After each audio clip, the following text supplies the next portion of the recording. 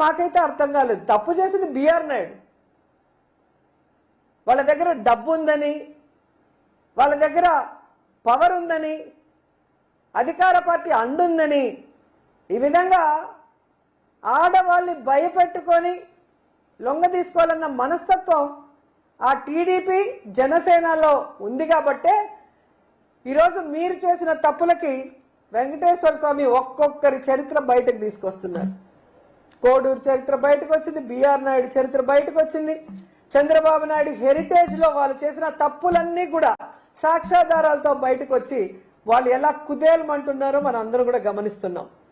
BR Naidu మీరు తెలుసుకోవాల్సింది, ఈ రోజు మీకు చంద్రబాబు నాయుడు పవన్ కళ్యాణ్ ఏమైనా కాపాడుతాడేమో గాని వెంకటేశ్వర స్వామి మాత్రం నిన్ను వదిలిపెట్టడు. కొండని నువ్వు అవమానపరిచావు. 7 కొండలు కాదు, ఇంకో కొండ ఉంది, 8వ కొండ, చెత్త కొండ అన్నావు. ఎంత పెద్ద మాట అన్నావు. అసలు ఆ మాట అనటానికి నీ నోరు ఎలా వచ్చింది? అలాంటి మాట అన్న నీ నోర్లు పురుగులు పడతాయని కూడా ఈ సందర్భంగా తెలియజేసుకుంటున్నా. ఎందుకంటే భగవంతుణ్ణి పూజించే నేను, భగవంతుణ్ణి మనస్ఫూర్తిగా నమ్మే వ్యక్తిని నేను. ఆ భగవంతుడి గురించి మీరు తప్పుగా మాట్లాడితే ఈ జిల్లాలో పుట్టిన అమ్మాయిగా నేను సహించను. ఖచ్చితంగా భగవంతుడు ఎవరెవరైతే లడ్డూ గురించి కానీ ఎవరైతే టీటీడీ గురించి తప్పుగా మాట్లాడారో, టీటీడీలో పదవుల్లో ఉండి ఇలా అమ్మాయిల జీవితాన్ని నాశనం చేశారో ఎవరిని కూడా వెంకటేశ్వర స్వామి వదిలిపెట్టరు.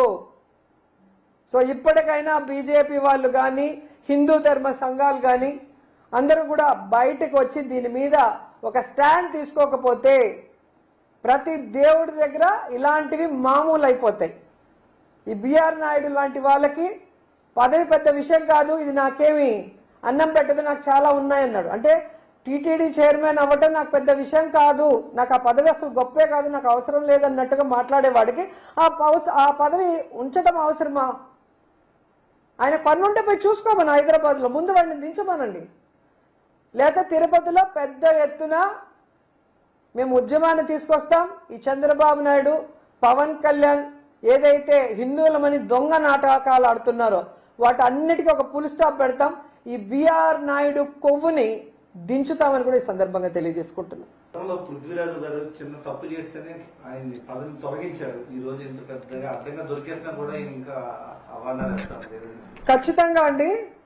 ఒక వాయిస్ రికార్డ్ లో ఇలా అన్నారు పృథ్వీ గారు అని తెలిసిన వెంటనే ఏ విధంగా ఆ పదవిలో ఉండకూడదు అలాంటి వ్యక్తి అని వెంటనే అతన్ని తీసేయటం జరిగింది.